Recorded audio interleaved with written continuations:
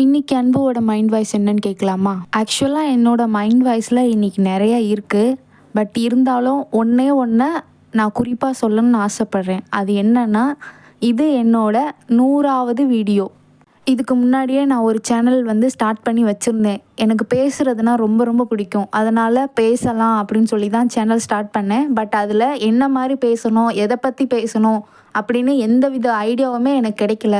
நான் எப்போ பழனி போயிட்டு வந்தனோ அதுக்கப்புறம் தான் சரி நம்ம இந்த மாதிரி பேசலாம், மைண்ட் வாய்ஸ்ன்னு நம்ம ஸ்டார்ட் பண்ணலாம் அப்படின்னு சொல்லி ஒரு ஃப்ளோவே பழனி நான் எப்போ போயிட்டு வந்தனோ அப்போ தான் எனக்கு அந்த ஐடியாவே கிடைச்சது. எனக்கு கிடைச்ச ஐடியா படி இன்றைக்கி நான் என்னோட 100வது வீடியோ அப்லோட் பண்ணுறேன்.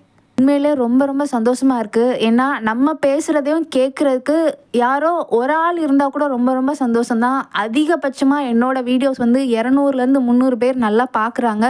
அதுவே எனக்கு ரொம்ப ரொம்ப சந்தோஷமாக இருக்குது. எந்த ஒரு வேலையாக இருந்தாலும் எடுத்த எடுப்பில் நம்ம உச்சாணியில் போய் உட்காரவே முடியாது. படிப்படியாக முயற்சி பண்ணால் தான் வெற்றி பெற முடியும்.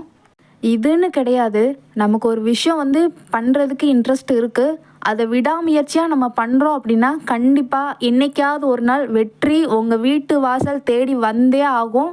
ஏன்னா விடாமுயற்சி விஸ்வரூப வெற்றி. அதனால் எந்த விஷயம் பண்ணாலும் மனம் தளராமல் முயற்சி பண்ணுங்க, கண்டிப்பாக வெற்றி கிடைக்கும். எல்லாரும் நல்லா இருக்கணும்.